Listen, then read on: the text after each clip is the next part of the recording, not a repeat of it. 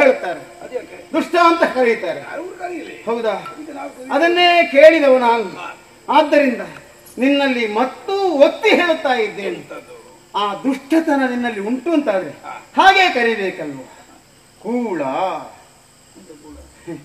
ನಾನು ನಿನ್ನಲ್ಲಿ ಸಂಬಂಧ ಬೆಳೆಸುವುದಕ್ಕೆ, ಸ್ನೇಹಾಚಾರವನ್ನು ಮುಂದುವರಿಸುವುದಕ್ಕೆ, ನಿನ್ನ ಈ ಉನ್ನತವಾದಂತಹ ಉಪಚಾರವನ್ನು ಪಡೆಯುವುದಕ್ಕೆ ನಾನು ಬಂದದ್ದಲ್ಲ. ಆತಿಥ್ಯ ನನಗೆ ಬೇಡವೇ ಬೇಡ. ಮತ್ತೆ ಬೇರೆ ಎಲ್ಲಿಗಾದ್ರೂ ಹೋಗುವ ದಾರಿ ಮಧ್ಯದಲ್ಲಿ ಕಾಣಲಿಕ್ಕೆ ಸಿಕ್ಕಿದಂತ ಬಂದದ್ದ? ಉದ್ದೇಶಪೂರ್ವಕವಾಗಿ ಬಂದಿದ್ದೇನೆ. ಏನು ಉದ್ದೇಶ? ನಾನು ಊಳಿಗೆ ಒಂದು ವಹಿಸಿಕೊಂಡು ಬಂದು ಕೆಲಸಕ್ಕೆ ಬಂದು. ನಿಮಗೊಂದು ಹುಡುಗರಿಗೆ ಬುದ್ಧಿ ಹಾಳಾಗುವುದು ಯಾಕೆ? ಏನಿಲ್ವ, ದೊಡ್ಡವರ ಮಕ್ಕಳಾಗಿ ಹುಟ್ಟಿದ ಮೇಲೆ ಅವರ ಯೋಗ್ಯತೆಯನ್ನು ಸ್ವಲ್ಪ ಗಮನದಲ್ಲಿಟ್ಟುಕೊಳ್ಬೇಕು. ಏನು ನಿನ್ನ ಅಪ್ಪನ ಯೋಗ್ಯತೆ ಅಂತದ್ದು ನೀನು ಹೋಗಿ ಯಾರ್ಯಾರ ಮನೆಗೆ ಹುಡುಗ ಇಲ್ಲಿ ಕೆಲಸಕ್ಕೆ ಬಂದದಲ್ಲ, ನಿನ್ನ ಮನೆಯಲ್ಲಿ ಕೆಲಸಕ್ಕೆ ನಾನು ಕೆಲಸ ಕೇಳಲಿಕ್ಕೆ ಬಂದದ್ದು. ಹಾಗಲ್ಲ, ನನ್ನ ಉದ್ಯೋಗವೇ ಬೇರೆ. ಆ ಉದ್ಯೋಗವನ್ನು ಮುಗಿಸಿ ಹೋಗೋಣ ಅಂತ ಬಂದಿದ್ದೇನೆ. ಹೌದಾ? ಏನು ನಿನ್ನ ಉದ್ಯೋಗ? ನಿನ್ನಲ್ಲಿ ನನ್ನಮ್ಮ ಹೇಳಿ ಕಳುಹಿಸಿದ್ದಾಳೆ. ನಿನ್ನ ಅಮ್ಮನ? ಹೌದು. ನಿನ್ನ ಅಮ್ಮನಿಗೂ ನನಗಿಂತ ಪರಿಚಯ? ಅಮ್ಮನ ಪರಿಚಯ ಹೇಳಿದ್ದೇನೆ. ಜಗದೀಶ್ವರಿ, ಅಷ್ಟಭುಜೆ, ಲೋಕಮಾತೆ, ಆ ವಿರಾಟ್ ಸ್ವರೂಪಿಣಿ ದೇವಿ ನನ್ನನ್ನು ಆಜ್ಞಾಪಿಸಿ ಕಳುಹಿಸಿದ್ದಾಳೆ. ಹೌದು. ದುಷ್ಪ್ರವೃತ್ತಿಯಿಂದ ಈ ಕೌಹದಾನವ ವರ್ತಮಾನದಲ್ಲಿ ಮೆರೆಯುತ್ತಾ ಇದ್ದಾನೆ. ಆದ್ದರಿಂದ ಹೋಗಿ ಅವನಲ್ಲಿ ಒಂದೆರಡು ಮಾತುಗಳನ್ನಾಡಿ ಬಾ ಮಗನೇ ಇದು. ಅಮ್ಮ ನನ್ನನ್ನು ನಿನ್ನಲ್ಲಿಗೆ ಅಡಿಗಡಿಗೆ ಕೈ ತಟ್ಟಿ ನಗುತ್ತಲೇ, ಅಡಿಗಡಿಗೆ ಕೈ ತಟ್ಟಿ ನಗುತ್ತ ಕೌವನ್ನು ತುಳಿದೆ ಜಗದೊಡನೆ ಭೋಗಾದೇವಿಯಿಂದಲೇ ವರವ ಪಡೆದವನು ನಾನಾಗಿ ಪಡೆದವ ವೀರುಗನೆ ಬಂದದ ಅರುಗಿ ಕೆಲಸರು ಅಡಿಗಡಿಗೆ ಕೈ ತಟ್ಟಿ ನಗುತ್ತ ಕೈ ತಟ್ಟಿ ನಗುತ್ತ ಗೌವನೆಂದನು ನಗುದೆಯೇ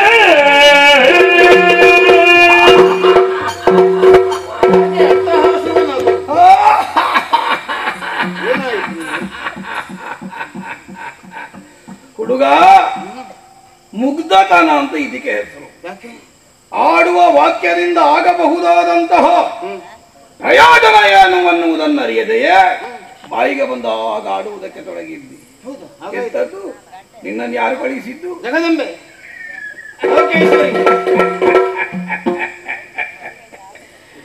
ಮಹಾದೇವಿಯನ್ನೇ ಪ್ರತ್ಯಕ್ಷೀಕರಿಸಿ ಅವಳಿಂದ ಬೇಕಾದ ವರವನ್ನು ಪಡೆದಂತಹ ನಾನು ಆ ಸಾಧನೆಯ ಪರಿಶ್ರಮವನ್ನು ಎಂದಿಗಾದರೂ ಮರೆಯುವುದಕ್ಕುಂಟೆ. ಆದ್ದರಿಂದ ಮೀರುವನೇ ಮಾತೆಯ ವಚನವನ್ನು ಇಲ್ಲವೇ ಇಲ್ಲ. ನೀನು ಬೇರೆಲ್ಲಿಂದಲೋ ನಿಯೋಜಿತನಾಗಿ ಬಂದವನಿರಬೇಕು. ಹುಡುಗ, ಬಂದ ಕೆಲಸ ಏನು ಹೇಳೋ? ವರದ ದೇವಿಯ ಮಾತ ಮರೆತು, ನೀನು ವರದ ದೇವಿಯ ಮಾತ ಮರೆತು ಮುನಿವರದನ್ನು ಪೀಡಿಸುವುದರಿತು ದುಷ್ಟ ಸ್ವಭಾವ ಬಿಟ್ಟು, ದುಷ್ಟ ಸ್ವಭಾವ ಬಿಟ್ಟು ಯೋಗನಿತ್ತರ ಪೀಡಿಸದಿತ್ತು ಕೆಟ್ಟ ಗುಣಗಳ ಇಟ್ಟುಕೊಂಡರದಿಲ್ಲ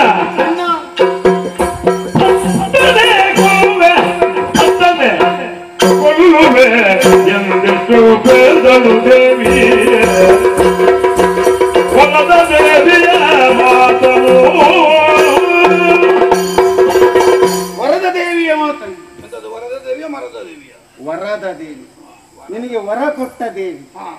ಹಿಂದೆ ಅಮ್ಮನೇ ಭೈರವಿಯಾಗಿ ನಿನಗೆ ಪ್ರತ್ಯಕ್ಷಳಾಗಿ ನೀನು ಕೇಳಿದ್ದನ್ನು ಕೊಡ್ಲಿಲ್ವಾ? ಅಂತಹ ತಾಯಿಯೇ ನನಗೆ ಅಮ್ಮನಾಗಿ ಆಜ್ಞೆಯನ್ನು ಮಾಡಿದ್ದಾಳೆ, ಕೌವನ ಆಸ್ಥಾನಕ್ಕೆ ಹೋಗು ಎಂದು. ಆದ್ದರಿಂದ ನಿನ್ನಲ್ಲಿ ಸರಿಯಾಗಿ ಹೇಳ್ತೇನೆ, ಅಮ್ಮನ ಮಾತು ಇದು, ನನ್ನದಲ್ಲ. ಭೂಲೋಕದಲ್ಲಿ ಯಾಗ ಯಜ್ಞಾದಿಗಳು ಸಾಂಗವಾಗಿ ನಡೆಯುವುದಕ್ಕೆ ನೀನು ಅನುಕೂಲ ಮಾಡಿಕೊಡ್ಬೇಕು. ಅವರಿಗೆ ಕಷ್ಟ ಆದರೆ ಅದಕ್ಕೆ ಬೇಕಾದ ಸುವಸ್ತುಗಳನ್ನು ನೀನು ಕೊಂಡು ಹೋಗಿ ಕೊಡಬೇಕು. ನಿನಗೆ ಆಗದೆ ನಿನ್ನವರಿಂದ ಕಳುಹಿಸಿಕೊಡಬೇಕು. ಬ್ರಾಹ್ಮಣರ ಸಂತಾನ ನಿರ್ನಾಮ ಮಾಡಬಾರದು. ಅವರು ಎಲ್ಲಿ ಮನೆ ಮಾಡ್ತಾರೆ ಅಲ್ಲಿಗೆ ಆಕ್ಷೇಪ ಮಾಡಬಾರ್ದು. ಅವರಿಗೆ ಎಲ್ಲ ಕಡೆಯೂ ಮನೆ ಕಟ್ಟಲಿಕ್ಕೆ ಅವಕಾಶ ಕೊಡಬೇಕು. ಪೂಜಾ ಮಂದಿರ ಆಗಬೇಕು, ಎಲ್ಲಿ ಬೇಕಾದ್ರೂ ಅವರಿಗೆ ಪೂಜೆಗೆ ವ್ಯವಸ್ಥೆ ಮಾಡಬೇಕು. ಮಧ್ಯಾಹ್ನ ಬೆಳಿಗ್ಗೆ ಎಲ್ಲಿ ಯಾವ ಕಾಲಕ್ಕೆ ಮಾಡ್ತಾರೆ ಅದಕ್ಕೆ ನೀನು ಅನುಕೂಲಸ್ಥನಾಗಬೇಕು. ಆಮೇಲೆ ಭೂಲೋಕದಲ್ಲಿ ಯಾವ ಅನ್ಯಾಯವೂ ಆಗಬಾರದು, ಮತ್ತೆ ಪಶುವದೇ ಆಗಬಾರದು.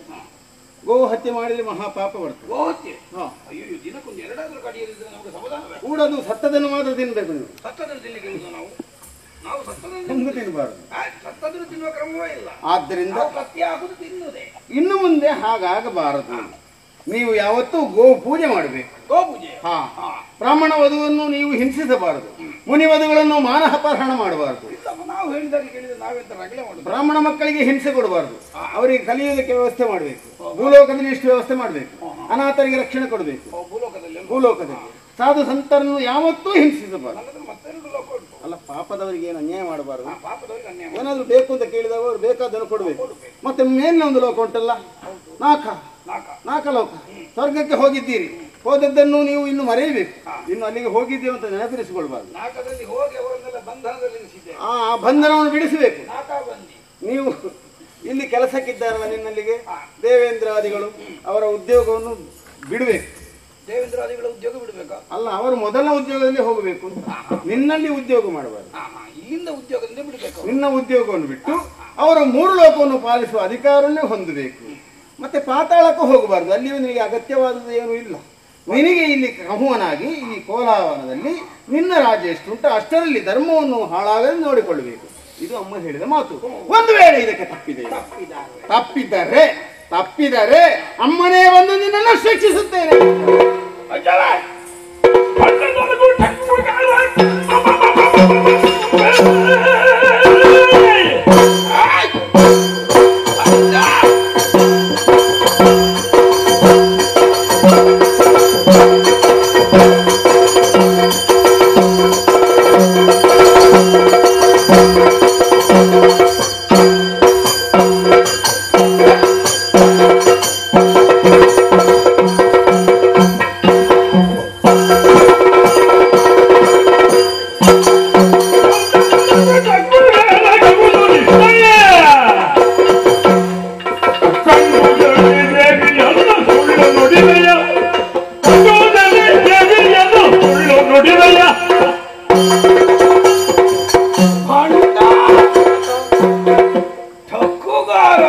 ಎಲ್ಲಿ ಸುಳ್ಳಾಯಿತು? ಏನ ಮಾತನಾಡುವುದಕ್ಕೆ ಅವಕಾಶ ಕೊಟ್ಟಾರೆ ಬಾಯಿಗೆ ಬಂದದ್ದನ್ನೆಲ್ಲ ಹೂದಕ್ಕೆ ಮುಂದಾಗುತ್ತೀಯ. ಅಮ್ಮ ಹೇಳಿದ್ದು.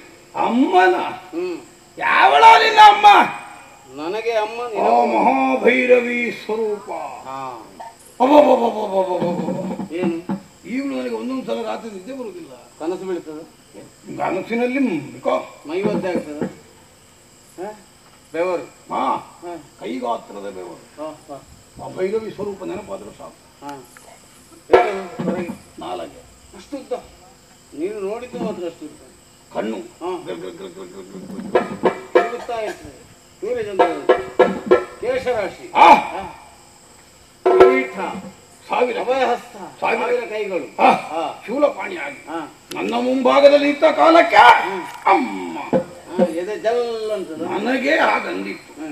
ಅಂತ ದೇವಿಯನ್ನು ನೀನು ಕಂಡ್ರೆ ನಿನ್ನ ಎದೆಯ ಕ್ರಿಯೆ ನಿಂತು ಹೋದಿತ್ತು, ಅಲ್ಲಿಗೆ ಅನುಷ್ಠಾನವಾಗಿ ಹೋದಿತ್ತು. ಅವಳು ಕಳಿಸಿದ್ದಾಳೆ ಅನ್ನೋ ಹಾಗೆ ನನ್ನಲ್ಲಿ ಸುಳ್ಳನ್ನಾಡುತ್ತಾ ಇದ್ದಿ. ನನಗರ್ಥ ಆಗುತ್ತದೆ. ಕಳಿಸಿದ್ದಮ್ಮ ಅಮ್ಮನೇ ಇರ್ಬೇಕು. ನಿನ್ನ ಅಮ್ಮ ಅಲ್ಲ, ನಿನ್ನ ಮಕ್ಕಳ ಅಮ್ಮ. ಮಕ್ಕಳಮ್ಮ ಅಂದ್ರೆ ನಿನ್ನ ಹೆಂಡತಿ. ಯಾಕೆ? ನನಗರ್ಥ ಆಗುತ್ತದೆ. ಯಾರು? ಆಗ ಅರಿವಿಲ್ಲದೆ ಪಕ್ಕನೆ ಹೇಳಿ ಹೋಯ್ತು, ದೇವೇಂದ್ರನ ಮಗಳ ಗಂಡ ನಾನು. ಹೌದು, ದೇವೇಂದ್ರನ ಮಗ. ದೇವತೆಗಳನ್ನು ನೀನು ನಿರ್ಬಂಧದಿಂದ ಹೊರಗು ಮಾಡಬೇಕು ಅನ್ನೋ ವಾಕ್ಯ ಬರುವಾಗ ಗೊತ್ತಾಗಿದೆ ನನಗೆ ನೀನು ಹೆಂಡತಿ ಮಾತು ಕೇಳಿಯೇ ಬಂದದ್ದು ಅಂತ. ನನ್ನ ಮುಂದೆ ಕೂತಿ ಇಲ್ಲಿ ಜಗಲಿ ದೊಡ್ಡದು ಮಾತಾಡ್ತೀರಲ್ಲ, ನಮ್ಮ ಅಪ್ಪ ಅಲ್ಲಿ ಹೋಗಿ ಯಾರ್ಯಾರ ಮನೆ ಚಾಕರಿ ಮಾಡ್ತಾರೆ, ಮರ್ಯಾದೆಯಲ್ಲಿ ಬಿಡಿಸಿಕೊಂಡು ಬನ್ನಿ, ಅಲ್ಲದ್ರೆ ಬಾಗಿಲು ತೆಗಿಲಿಕ್ಕಿಲ್ಲ ಅಂತ ಹೆದರಿಸಿರ್ಬೇಕು. ಅದಕ್ಕೆ ಬೇಕಾಗಿ ಪರಾಕ್ರಮದಿಂದ ಸಾಧ್ಯ ಆಗುವುದಿಲ್ಲ. ಯಾರದ್ದಾದ್ರೂ ಹೆಸರು ಹೇಳಿ ಕೆಲಸ ಮಾಡುವ ಅನ್ನೋ ಆಲೋಚನೆಯಿಂದ ಅಮ್ಮನ ಮೇಲೆ ಪರಮ ಭಕ್ತಿಯನ್ನು ಹೊಂದಿದ ಕಮ್ಮನ ಮುಂದೆ ಲೋಕ ಜನನಿಯ ಹೆಸರು ಹೇಳಿದರೆ ಕೆಲಸ ಆದೀತನ್ನುವ ಯೋಚನೆಯಿಂದ ನನ್ನ ಮುಂಭಾಗದಲ್ಲಿ ಮೋಸದ ಮಾತುಗಳನ್ನು ಆಡುವುದಕ್ಕೆ ಮುಂದಾಗಿರುವೆ. ಈಗ ಮರ್ಯಾದೆಯಿಂದ ಹೇಳ್ತೇನೆ, ಇಲ್ಲಿಂದ ಆದಷ್ಟು ಬೇಗ ನೀನು ಹೋದ್ರೆ ನಿನ್ನ ಆರೋಗ್ಯಕ್ಕೆ ಒಳ್ಳೆಯದು, ಅಲ್ಲದೆ ಹೋದ್ರೆ ನೀನು ಹುಟ್ಲಿಲ್ಲ ಅಂತ ಮಾಡಿಬಿಟ್ಟೆ. ಹೆಂಡತಿಯ ಮಾತು ಕೇಳಲಿಕ್ಕೆ ನಾನು ಕಮಾಸಣ.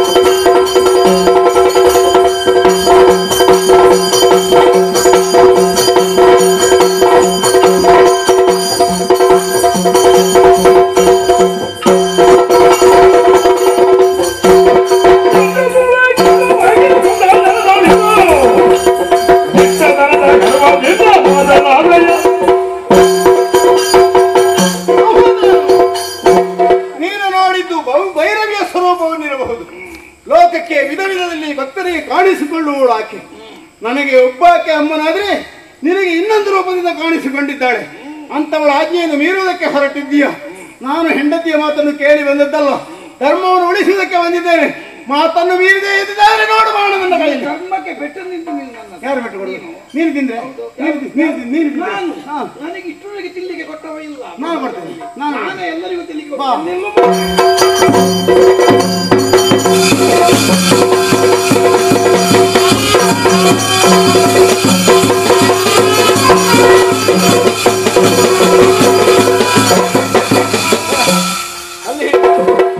ಅಲ್ಲಿ ಹೇಳ್ಬೇಡ ಅಂತ. ಇದು ದೇವೇಂದ್ರನ ಮಗಳನ್ನು ಮದುವೆ ಆದ್ದಕ್ಕೆ ಸಮ್ಮಾನ ನಿನಗೆ. ಯಾಕೆ ಹೊಡೆಯುವುದು?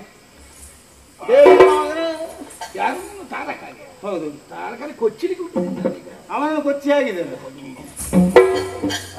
ನಾನು ಅಮ್ಮನಿಗೆ ಬೇಕಾಗಿ ಸುಮ್ಮನೆ ಇರೋದು. ನಾನು ಬಿಟ್ಟದ್ದು ನಿನ್ನ ಅದಕ್ಕೆ. ಯಾಕೆಂದ್ರೆ ನಾಳೆ ಆ ಮಗನ ಹೆಣ ಕೊಂಡೋಗ್ಲಿಕ್ಕೆ ನಿನ್ನ ಅಮ್ಮ ಬರುವುದು ಬೇಡ ಅನ್ನುವ ಕಾರಣಕ್ಕೆ ಮಾತ್ರ. ನಾನು ಸಾಯೋದಿಲ್ಲ. ನಿನ್ನ ಗರ್ವ ಪೂರ್ತಿ ಇಳಿಬೇಕು ಈ ಸಲ. ಏನು ಮಾಡ್ತೀನಿ ಎಂತ ಕಾಣುದು? ಇನ್ನು ಒಂದೂವರೆ ತಿಂಗಳಿಗೆ ಬಿಡುದು ಬೇಡ ಈಗ ನಮ್ಗೆ. ಯಾಕೆ? ಹಾಗೆ ಸರ ಮನೆಗೆ.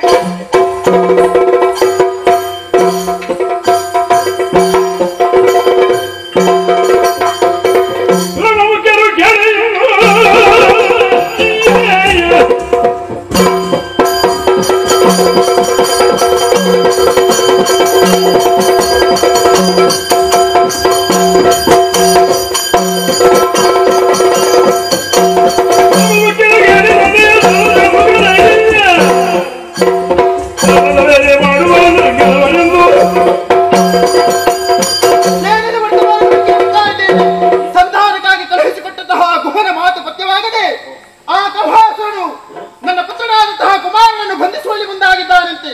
ಹಾಗಿದ್ರೆ ಸಮರಕ್ಕಾಗಿ ನಾನೇ ಮುಂದುವರಿಯಬೇಕಾಗಿದೆ.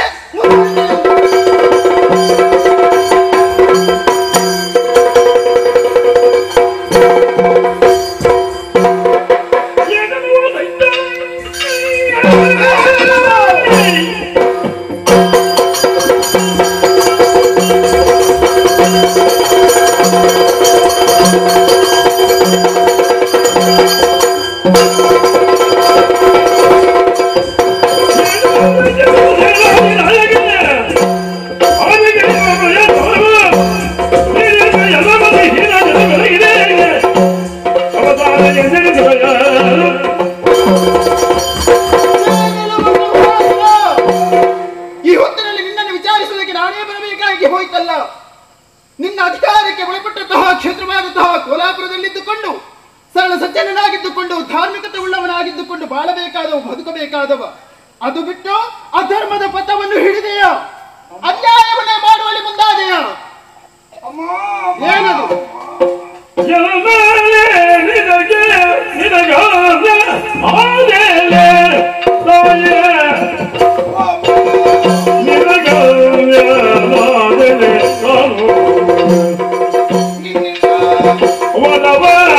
ಪಡೆದವರು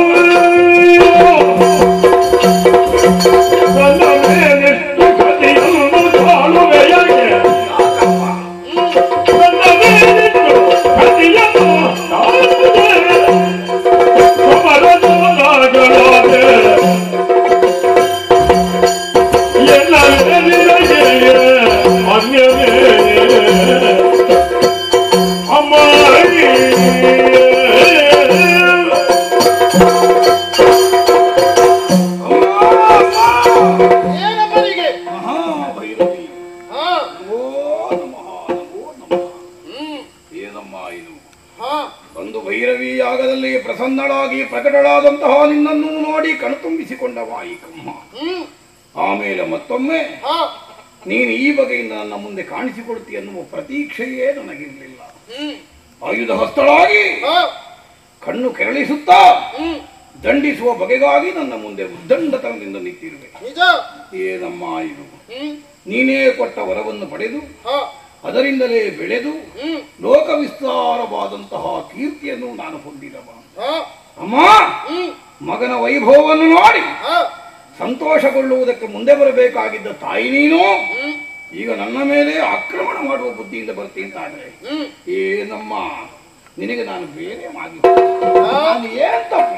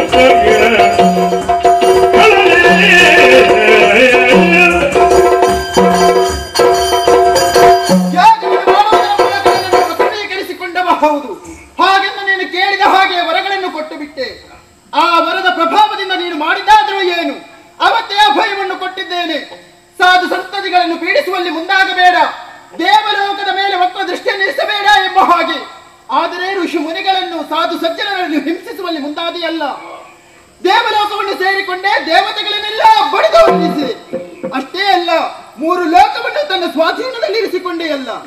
ಇದನ್ನರಿತಃ ನಾನು ನನ್ನ ಮಗನಾದಂತಹ ಗುಹನನ್ನು ಕಳುಹಿಸಿಕೊಟ್ಟೆ ಸಂಧಾನಕ್ಕಾಗಿ. ಆದರೆ ಆ ಗುಹನ ಮಾತು ಕೂಡ ನಿನಗೆ ವೇದ್ಯವಾಗದೆ ಹೋಯ್ತಲ್ಲ. ಇಷ್ಟೆಲ್ಲ ಮಾಡಿ ಅನ್ಯಾಯವಲ್ಲವೇ? ಅವತ್ತು ಕೊಟ್ಟ ಮಾತಿನ ಪ್ರಕಾರವಾಗಿ ನಿನ್ನನ್ನು ದಂಡಿಸುವುದಕ್ಕಾಗಿ ಬಂದಿದ್ದೇನೆ. ವಿನಾಕಾರಣ ಆಕ್ಷೇಪ ಮಾಡಿ ಭೈರವಿಯಾಗ ಮಾಡಿದ್ದು ನನಗೆ ಬೇರೇನು ಉದ್ಯೋಗ ಇಲ್ಲ, ಕಾಲಯಾಪನೆಗೆ ಅನ್ನುವುದಕ್ಕೆ ಮಾಡಿದ್ದಲ್ಲ. ಮಾಡುವಲ್ಲಿ ಮಹತ್ತರವಾದ ಸಂಕಲ್ಪ ಇತ್ತು. ನಮ್ಮವರಾದಂತಹ ಹುಂಡಬುಂಡರನ್ನು ದಂಡಿಸಿದ ದೇವತೆಗಳನ್ನು ಬಗ್ಗು ಬಡಿಯುವಲ್ಲಿ ವಿಶೇಷವಾದ ಶಕ್ತಿ ಬೇಕು ಅನ್ನುವಂತಹ ಕಾರಣದಿಂದ ಸಂಕಲ್ಪಬದ್ಧತೆಯಿಂದಲೇ ನಾನು ಮಹಾಭೈರವಿ ಯಾಗವನ್ನು ತೊಡಗಿಕೊಂಡದ್ದು. ಯಾಕೆ ಕೇಳಿಕೊಳ್ಳಿಲ್ಲ? ಮಾಡಿಕೊಳ್ಳುವಾಗಲೇ ಸಂಕಲ್ಪ ಇದ್ದದ್ದೇ ಅದು. ದೇವತೆಗಳನ್ನು ಹೊಡಿಲಿಕ್ಕೆ ಶಕ್ತಿ ಬೇಕು ಅಂತ. ಕೊಡುವ ಕಾಲಕ್ಕೆ ದೇವತೆಗಳನ್ನು ಹೊಡಿಬೇಡ ಅಂತ ಹೇಳಿದ್ರೆ ಕೊಡುವಾಗ ಹೇಳುವ ಕ್ರಮ. ಯಾಕೆಂದ್ರೆ ಕೊಟ್ಟ ನಿನಗೆ ದೇವತೆಗಳನ್ನು ದಂಡಿಸುವುದಕ್ಕಾಗಿ ಕೊಟ್ಟಿದ್ದಾಳೆ ಅನ್ನೋ ಅಪವಾದ ಬರಕೂಡದನ್ನುವುದಕ್ಕೆ ನೀನು ಆಡಿರಬೇಕು.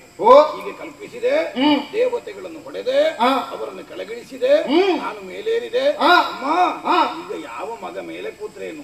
ನಾನು ನಿನ್ನ ಮಗನೇ, ದೇವತೆಗಳು ನಿನ್ನ ಮಕ್ಕಳೇ, ಲೋಕವೆಲ್ಲ ನಿನ್ನ ಮಕ್ಕಳು ಅಂತಲೇ ತಿಳ್ಕೊಳ್ಳೋಣ. ಈಗ ಒಬ್ಬ ಮಗ ಕೆಳಗಿಳಿದು ಮತ್ತೊಬ್ಬ ಮಗ ಕೂತ್ರೆ ಈಗ ಅಮ್ಮನಿಗೇನಪ್ಪ ಸಂಕಟ? ದೊಡ್ಡ ಮಗ ಕೂತಿದ್ದಾನೆ. ಈಗ ಮೊನ್ನೆ ಸಣ್ಣ ಮಗ ಇದ್ದ, ಇದಲ್ಲ ಅದ್ರಲ್ಲಿ ನಿನ್ನಷ್ಟೆಲ್ಲ ತಲೆ ಬಿಸಿ ಮಾಡ್ಲಿಕ್ಕೆ ಎದ್ದದುಂಟು. ಹೆಣ್ಮಕ್ಕನನ್ನು ನಾನು ಯಾಕೆ ಹೊಡೆದೆ? ಯಾಕೆ ನಿನ್ನ ಮಗ ಅಂತ ವಿಳಾಸ ಹೇಳಿದ್ದರಿಂದ ಕೆನ್ನೆಗೆ ಕೊಟ್ಟು ಒಳಗೆ ಕೂತ್ಕೊಳಿಸಿದ್ದೇನೆ. ಅಂದ್ರೆ ಕೈ ಕಾಲ ಕತ್ತರಿಸಿ ತೋರಣ ಹಾಕ್ತಿದ್ದೆ ಅವನದ್ದು. ಅತಿಕ ಪ್ರಸಂಗಿ ಕುಮಾರ ಕುಮಾರ ನಾನು ಕಳುಹಿಸಿಕೊಟ್ಟದ್ದು ಎಂಬಂತಹ ಮಾತುಗಳನ್ನಾಡುವಾಗ ನನಗೆ ಅದು ವೇದ್ಯವಾಗದೆ ಹೋಯ್ತೆ. ಏನು ನೀನು ಕಳಿಸಿಕೊಟ್ಟದ್ದು ನಿನ್ನ ಮಾತಲ್ಲಮ್ಮ ಹೇಳಿದ್ದು? ಮತ್ತೆ ಏನೆಲ್ಲ ತಲೆ ಹಾಕಿ ಮಾತಾಡ್ತಾನೆ, ಕೈ ಹಾಕಿ ಮಾತಾಡ್ತಾನೆ. ಅದೇ ಮನೆ ಮಕ್ಕಳು ಅಮ್ಮನ ಮುಂಭಾಗದಲ್ಲಿ ಮಾತನಾಡುವುದೊಂದು, ಹೋದಲ್ಲಿ ಮಾತನಾಡುವುದೊಂದು. ನಿನ್ನ ಹೆಸರು ಹೇಳಿದ್ದರಿಂದ ಅವನ ಪ್ರಾಣ ಉಳಿಸಿದ್ದೇನೆ. ಅಲ್ಲದ್ರೆ ಈಗ ಮುಗಿಸಿ ಆಗ್ತೀನಿ. ಹೌದೇ? ಏನು ಅನ್ಯಾಯ ಮಾಡ್ಲಿಲ್ವೇ? ಎಲ್ಲ ಸಾಧು ಸಜ್ಜನರು ಕಣ್ಣೀರಲ್ಲಿ ಕೈ ತೊಳೆಯುತ್ತಾ ಇದ್ದಾರೆ. ಅದವರ ಪ್ರಾರಬ್ಧ, ನಾನೇನು ಮಾಡುದು? ಧರ್ಮದಿಂದ ನಡೆಯಬೇಕಾದಂತಹ ನೀನು ಅಧರ್ಮದಲ್ಲಿ ಮುಂದುವರಿದ ಕಾರಣದಿಂದಾಗಿ ಇದುವೇ ಅಧರ್ಮ. ಏನು ಮಾಡೋಣ? ನಿನ್ನ ಧರ್ಮ ಇದುವೆಯಾ? ನಿನ್ನ ಧರ್ಮವನ್ನು ನಿಗ್ರಹಿಸುವುದಕ್ಕಾಗಿ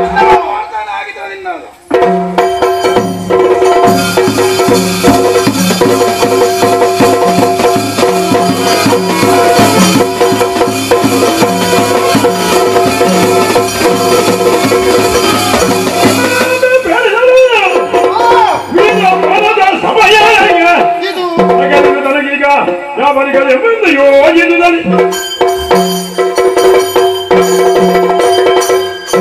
ನಿನ್ನ ಯುದ್ಧ ಮಾಡುತ್ತಾ ಇದ್ದ ಹಾಗೆ ಮಗ ಪೌರುಷ ಭರಿತನಾಗಿ ಬರಬೇಕು ಎಂದಿದ್ರೆ ವೀರಪಾನ ಮಾಡಿ ಬರುತ್ತೇನೆ. ದೇವಿ ಅಂತ ದೇವಿ ಎರಡು ಪೆಟ್ಟು ಬೀಳುವಾಗ ಜಾಗ ಬಿಟ್ಟು ಹೊಡಿದ್ರು ದೇವಿ. ದೊರೆಯಿರಲಿಸಿ ಕೇಳು ನುಡಿಯ ನಿನ್ನ ಅರುಗುವೆ ಮನದಲ್ಲಿ ಕಂಡ ಸಂಗತಿಯ ಪುರುಷರೊಳಗೆ ಯುಗದಲ್ಲಿ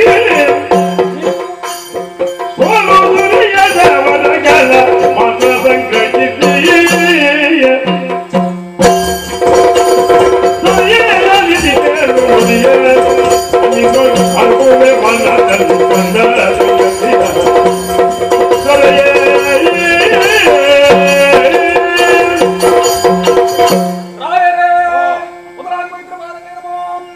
ಏನೋ ವ್ಯಾಳ ಈ ಸಮಯದಲ್ಲಿ ಬರಬೇಕಾದ್ರೆ ಬಲವಾದಂತಹ ಕಾರಣವಿದೆ.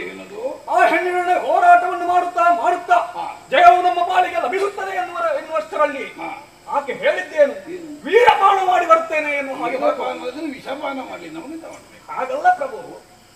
ಈ ಸಲ ಹೋರಾಟ ಮಾಡುತ್ತಾ ಮಾಡುತ್ತಾ ಜಯ ನಮಗೆ ಒಲಿಯುತ್ತದೆ ಎನ್ನುವಾಗ ಹೊರಟು ಹೋದರು.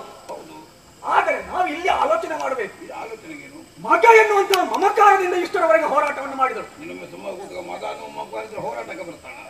ಆ ರೀತಿಯಲ್ಲಿ ವೀರಪಾನ ಮಾಡಿ ಬರುವಾಗ ಶತ್ರು ಎನ್ನುವ ಕಾರಣಕ್ಕೆ ಹೋರಾಟವನ್ನು ಮಾಡಿದರೆ ನಮ್ಮ ಗತಿ ಏನಾಗಬಹುದು? ಏನಾದಿತ್ತು ಅದೋ ಗತಿ, ನಾವು ಬದುಕುಳಿಯಲಿಕ್ಕೆ ಸಾಧ್ಯ. ವರ ಇಲ್ಲವೇನು? ನೀನು ಅಷ್ಟೆಲ್ಲ ತಲೆ ವರ ಯಾವ ರೀತಿಯ ವರ? ವರ ಪುರುಷ ರೂಪದಿಂದ ನಮಗೆ ಮರಣ. ಭೈರವಿಯನ್ನು ಒಲಿಸಿಕೊಳ್ಳುವುದರ ಮೂಲಕವಾಗಿ ಪುರುಷ ರೂಪದಿಂದ ನನಗೆ ಮರಣ ಬರಬಾರದು. ಯಾವ ಪುರುಷನೂ ಇಲ್ಲ ನಮ್ಮ ಮುಂದೆ ನಿಲ್ಲುವ, ಮತ್ತೆ ಹೆಣ್ಣಿಂದ ಆಗ್ತಾನೆ. ಇಲ್ಲಿ ನಾವು ಈಗ ಆಲೋಚನೆ ಮಾಡಬೇಕಾದ ಅದನ್ನೇ. ಈಗ ಪುರುಷ ಯುದ್ಧಕ್ಕೆ ಬಂದದ್ದಲ್ಲ, ಸ್ತ್ರೀ ಯುದ್ಧಕ್ಕೆ ಬಂದದ್ದು. ಈಗ ಇಲ್ಲಿ ಪುರುಷರಿಂದಲೇ ಆಗದ ಕೆಲಸವನ್ನು ಅಬಲೆಯಾದ ಹೆಣ್ಣು ಮಾಡ್ಲಿಕ್ಕೆ ಉಂಟೇನಾ? ಅದು ಹೇಳಲಿಕ್ಕೆ ವರ ಇರುವುದು ಪುರುಷ ರೂಪದಿಂದ ಮರಣ ಇಲ್ಲ ಅಂತ ಅಲ್ವಾ? ಸ್ತ್ರೀ ರೂಪದಿಂದ ನನಗೆ ಮರಣ ಇಲ್ಲ ಅಂತ ಆಗುವುದಿಲ್ವಲ್ಲ? ಹೆಂಗಸು ಯುದ್ಧಕ್ಕೆ ಬಂದಾಳು ಅನ್ನುವ ಕಲ್ಪನೆ ನನಗೆ ವರ ಕೇಳುವ ಕಾಲದಲ್ಲಿ ಇರಲಿಲ್ಲ. ಆದ್ದರಿಂದ ಆ ರೀತಿ ನೀವು ವರ ಪಡೆಯಲಿಲ್ಲ. ಅಂದ್ರೆ ಪುರುಷ ರೂಪಿಂದ ಅನ್ನುವಲ್ಲಿ ನನ್ನಲ್ಲಿದ್ದ ಉದ್ದೇಶ ಏನು ಅಂದ್ರೆ ಕೇವಲ ಮುಖದಲ್ಲಿ ಮೀಸೆ ಮೂಡಿದವ ಅಂತ ಅರ್ಥ ಅಲ್ಲ. ಮತ್ತೆ ನನ್ನ ಉದ್ದೇಶ ಇದ್ದದ್ದು ಹೇಗೆ ಅಂದ್ರೆ, ಹೋರಾಡಬೇಕು ಅಂತ ಆದ್ರೆ ಪೌರುಷ ಬೇಕೋ? ಪೌರುಷ ಅನ್ನುವುದು ಪುರುಷದ ಪ್ರತೀಕವೋ?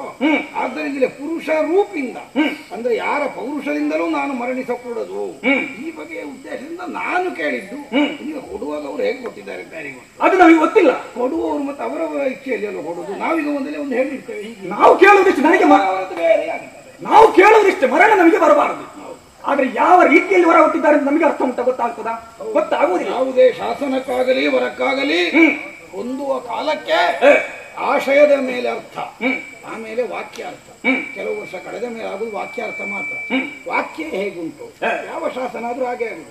ಮಾಡುವ ಕಾಲದಲ್ಲಿ ಆಶಯ, ಮಾಡಿದವನಿಗೊಂದು ಆಶಯ ಇರ್ತದೆ, ಅದನ್ನು ಕಲ್ಪಿಸಿಕೊಳ್ತಾನೆ. ಆಮೇಲೆ ನವನಿಗೆ ಕೇವಲ ವಾಕ್ಯ ಮಾತ್ರ ಕಾಣಿಸುವುದು. ಪುರುಷ ರೂಪಿಂದ ಮರಣ ಇಲ್ಲ ಅಂದ್ರೆ ಹೆಣ್ಣಿಂದ ಬರಬಹುದು ಅನ್ನೋ ಅರ್ಥ ಹುಟ್ಟುತ್ತದೆ. ಸಮಸ್ಯೆ ಹೌದು. ನೀವು ಇಲ್ಲಿರಬಾರ್ದು, ನೇರವಾಗಿ ಇಲ್ಲಿಂದ ಹೋಗ್ಬೇಕು. ಇಲ್ಲಿ ಹೋಗಿ ಇಲ್ಲಿ ತಲೆ ಮರೆಸಿದ ತಲೆ ಮರೆಸುವುದಲ್ಲ, ನೇರವಾಗಿ ಘೋರವಾದಂತ ಕಾಂತಾರವನ್ನು ಸೇರ್ಬೇಕು. ಕಾಂತಾರಕ್ಕೆ ಯಾಕೆ? ತಪಸ್ಸನ್ನು ಆಚರಿಸುವುದಕ್ಕೆ. ತಪಸ್ಸು ಇಲ್ಲ, ಇನ್ನು ಶುಕ್ರ ಇಲ್ಲಿದ್ದಾರೆ ನಮ್ಮ ಶುಕ್ರ. ಯಾಕೆ? ಭೈರವಿ ಯಾಗ ಮಾಡುವ. ಭೈರವಿ ಆಗಲ್ಲ, ನಮ್ಮ ಕುಲದೇವನಾದಂತ ಪರಮೇಶ್ವರ, ಹೌದು, ಮುಕ್ಕಣ್ಣ, ಆತನನ್ನು ಒಲಿಸಿಕೊಳ್ಬೇಕು ಈ ಸಮಯದಲ್ಲಿ. ಮುಕ್ಕಣ್ಣನನ್ನು ಆತನನ್ನು ಒಲಿಸಿಕೊಂಡು ಪ್ರತ್ಯಕ್ಷನಾದ ಮೇಲೆ ಏನು ಬೇಕು ಮಗನ ನಿನಗೆ ವರ ಅಂತ ಕೇಳ್ತಾನೆ. ಅದು ಕೇಳಿ, ಅದು ಕಂಡ್ರೆ ಹೇಳಿದಾಗ ನೀವು ಪಡೆಯಬೇಕಾದ ವರ ಏನು? ಸ್ತ್ರೀ ರೂಪದಿಂದ ನನಗೆ ಮರಣ ಬರಬಾರದು.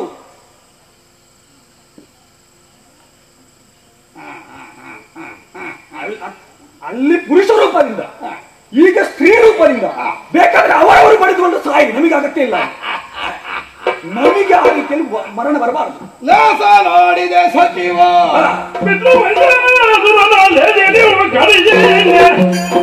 ಪುರರಕ್ಷಣೆಗೆ ಶೇಷಭೂಷಣ ತಮಗೆ ಎನ್ನುತ್ತಾಗ ಸಚಿವ ಲೇಸ ನಾಡಿದೆ. ನೀನು ಆಡಿದ ಮೇಲೆ ನಾನು ಯೋಚಿಸಿದೆ, ಯಥಾರ್ಥವನ್ನೇ ಆಡಿದ್ದು. ಬಂದವಳು ಹೆಣ್ಣು, ಹೋರಾಟದಲ್ಲಿ ಅವಳ ಕೈ ಮೇಲಾದರೆ ನಮಗೆ ಸೋಲಾದರೆ ಅದಕ್ಕೆ ನಮಗಿರುವ ವರದ ಪ್ರತಿಬಂಧಕವೂ ಕಾರಣ. ಪುರುಷ ರೂಪಿಂದ ಮರಣವಿಲ್ಲ ಅಂದ್ರೆ ಬಂದವಳು ಹೆಣ್ಣು, ಆದ್ದರಿಂದ ಮರಣ ಬಂದರೂ ಬರಬಹುದು. ಈಗ ನಾವು ಎಚ್ಚರ ತಗೊಳ್ಬೇಕು. ಈಶ್ವರನನ್ನು ಮೆಚ್ಚಿಸಿ ಅವನಿಂದ ವರ ಹೇಗೆ ನಾವು ಹೆಣ್ಮಕ್ಕಳಲ್ಲಿ ಮೊದಲನ ವರ ಹಾಗೆ ಉಂಟು. ಪುರುಷ ರೂಪಿಗಳಿಂದ ಮರಣ ಇಲ್ಲ ಅನ್ನೋದು ಅದು ಹಾಗಿರಲಿ, ಅದರಲ್ಲಿ ಗಟ್ಟಿಯಾಗಿದೆ. ಇಲ್ಲಿ ಇವನ ಹತ್ರ ಒಂದು ಹೊಸ ಕೇಳೋದು ಇನ್ನು ಹೆಣ್ಮಕ್ಕಳಲ್ಲಿ ಸೋಲ್ಬಾರದು. ಆದ್ದರಿಂದ ನಮಗೆ ಲೋಕದಲ್ಲಿ ಮರಣವೇ ಇಲ್ಲ. ಹೇಳಿದ ಕೂಡಲೇ ಕೊಡ್ತಾನಮ್ಮ. ನಂಬುವುದಿಲ್ವ? ಎಂತ ಅಲ್ಲ, ನಂಬುವುದಲ್ಲ. ಎಂತ ದೇವರಿಗಾದ್ರೂ ಮನಸ್ಸಿನ ಒಳಗೊಂದಿರ್ತದೆ. ಹೌದು. ಈಗ ನಾವು ಭೈರವ್ಯಾಗ ಮಾಡಿ ಪುರುಷ ರೂಪಿಂದ ಮರಣ ಬರಬಾರದು ಅಂದಾಗ ವಾಕ್ಯ ಮಾತಾಡ್ಲಿಲ್ಲಮ್ಮ. ತಥಾಸ್ತು ಯಾಕೆ ಹೇಳಿದ್ದು? ಅವಳು ಹೆಣ್ಣು, ಅವಳಿಗೊಂದು ಪುರುಷ ಸಮಾಜದ ಮೇಲೆ ಒಂದು ಕಣ್ಣಿರ್ತದೆ. ಎಷ್ಟಾದ್ರೂ ನಮ್ಮನ್ನು ಮೆಟ್ಟಿ ನಿಲ್ತಾರಲ್ಲ ಇವರು, ಅದಕ್ಕೆ ಅವರಿಗೆ ಒಂದು ಅವಮಾನವಾಗುವ ಪ್ರಸಂಗ ಯಾವುದಿದ್ರು ಅದಕ್ಕೆ ಕೂಡಲೇ ಒಂದು ಬುದ್ಧಿ ಕಲಿಸುವ ಅದಕ್ಕೆ ಸಹಿ ಅಂತ. ಈಗ ಅದನ್ನು ಈಶ್ವರ ಗಮನಿಸಲಿಲ್ವಾ? ಮತ್ತೆ ಈಗ ಈಶ್ವರನಿಗೆ ಗಮನಿಸಲಿಲ್ವೋ? ನನ್ನ ಹೆಂಡತಿ ಅದು ಪುರುಷರಿಂದ ಮರಣ ಇಲ್ಲ ಅಂತ ಕೇಳುವಾಗ ಪಕ್ಕನೆ ಕೊಟ್ಟಿದ್ದಾನೆ. ಕಲಿಸ್ತೇನೆ, ಸಂದರ್ಭ ಬರಲಿ ಅಂತ ಅವನು ಕಾಯ್ತಾ ಇರಬಹುದು. ಅವನಿಗೆ ಕೂಡ ಕೆಲವು ಜೀವಿಸುತ್ತೇ ಇರುವ. ನಾನೀಗ ಹೆಣ್ಮಕ್ಕಳಲ್ಲಿ ಸೋಲಬಾರದು ಅಂದ ಕೂಡಲೇ ಮೊದಲಿನ ಆ ಭೈರವೇ ಹೊರಕ್ಕೆ ಪ್ರತೀಕಾರವಾಗಿ ಇವನು ಅವರ ಗಂಡ ಹೆಂಡತಿ ಹೊಡಿತೆ ಬಿಡಿ ನಮಗೆ ನಾವು ಬದುಕುತ್ತೇವೆ ಅಲ್ವಾ? ಹಾಗಿದ್ರೆ ಅದೇ ಸರಿ, ಹೋಗ್ತಾನೆ. ಹೋಗುದು ಹಾಗಿದ್ದು ಹೋಗ್ಲಿಕ್ಕೆ ಅಂತ ಇಲ್ಲಿ ಬಂದದ್ದಕ್ಕೆ ವ್ಯವಸ್ಥೆ ಆಗಬೇಡುವ? ಯಾವುದು? ಅವಳು ಹೋರಾಟಕ್ಕೆ ಬಂದಿದ್ದಾಳಲ್ಲ, ಈಗ ಹೋರಾಟ ನಿಲ್ಲಿಸಿ ಹೋದಲ್ಲ, ಸ್ವಲ್ಪ ತಕೊಂಡು ಬರ್ತೇನೆ. ವೀರಪಾನ ಈಗ ಬರುವಾಗ ಬೇಡುವ? ಇಲ್ಲಿ ಜನ ಬೇಕಲ್ಲ. ಹೌದು, ಯಾರು? ನಾನಿದ್ದೇನಲ್ಲ, ಮತ್ತೆ ಹೆದರಿಕೆ ಬರ್ಲಿ ಅವಳು. ಅಲ್ಲ ಹೌದು, ಈಗ ಬಂದ್ರೆ ನೀನು ಬಿಡ್ಲಿಕ್ಕಿಲ್ಲ. ಆದ್ರೂ ಒಂದು, ಈಗ ನಿನ್ನನ್ನು ಯುದ್ಧಕ್ಕೆ ಕಳಿಸಿರ್ಲಿ ಒಳಗೆ ನೋಡ್ಲಿಕ್ಕೆ ಹೋಗ್ತಾ ಇರ್ತಾರೆ. ಅದು ಮತ್ತೆ ಒಳಗೆ ಒಪ್ಪಬೇಡ. ಒಬ್ಬನಿಗೆ ಅಲ್ಲಿಯೂ ಇಲ್ಲಿಯೂ ಸಮಸ್ಯೆ ಕಷ್ಟ ಆದಿತ್ತು. ಈಗ ನಾನು ಹೊರಗೆ ಇಷ್ಟು ತಿರುಗಾಡುವುದು ಹೇಗೆ? ನೀನಿದ್ದಂತ ಮತ್ತೆ ಈಗ ನೀನೇ ಹೊರಗೆ ಯಾವುದೇ ಕಾರ್ಯ ಅಂತ ನಾನು ಮಾಡಿಕೊಳ್ಳುತ್ತೆ. ಮತ್ತೆ ಈಗ ನೀನು ಹೊರಗೆ ಹೋಗಿ ಯಾರಿದ್ದಾರೆ? ಇಲ್ಲಿ ಜನ ಇಲ್ಲ. ಇನ್ನೊಂದು ಜನ ಬೇಡವಾ? ಎಲ್ಲಿ ಈಗ ನಾನಿದ್ದೇನೆ. ಈಗ ಒಂದು ಹೋರಾಟಕ್ಕೆ ಜನ ಮಾಡ್ಬೇಕು. ಹೋರಾಟಕ್ಕೆ ಜನ ಅದುವೇ. ಯಾರನ್ನು? ಯಾರಿದ್ದಾರೆ ನಾಯಕ? ನನ್ನ ತಲೆಗೆ ಒಂದಿಷ್ಟು ನನಗೊಮ್ಮೊಮ್ಮೆ ಯೋಚನೆಯೇ ಬರ್ಲಿಕ್ಕಿಲ್ಲ ಅಂತ. ಈಗ ಬರೆಯವು ಸ್ವಲ್ಪ ಜಾಸ್ತಿ ಆಗಿದೆ. ಯೋಚಿಸಬೇಕಾದಿಲ್ಲ. ಇದ್ದಾರೆ ನಮ್ಮ ಜನ. ಯಾರು? ಪಾತಾಳ ಲೋಕದ ದೀಪ. ಹೌದಾ? ಮಹಿಷ ನಾಮಕ. ಅವತ್ತು ದಿಗ್ವಿಜಯದ ಕಾಲದಲ್ಲಿ ನಮಗಾದ ಸಖ್ಯ ನೆನೆದಾಗ ಬರ್ತೇನೆ ಅಂದು ಒಂದು ಮಾತನ್ನು ಕೊಟ್ಟಮ್ಮ. ಆದ್ದರಿಂದ ಅವನನ್ನೇ ನೆನೆಸಿ ಬರಿಸಿ ಕಾಳಗಕ್ಕೆ ನಿಲ್ಲಿಸಿ ನಾವು ತಪಸ್ಸಿ ಹೇಗೆ ಈಗ ನೆನೆಯುತ್ತೇನೆ. ಮಿತ್ರ ಮಗಿಷಾಖ್ಯ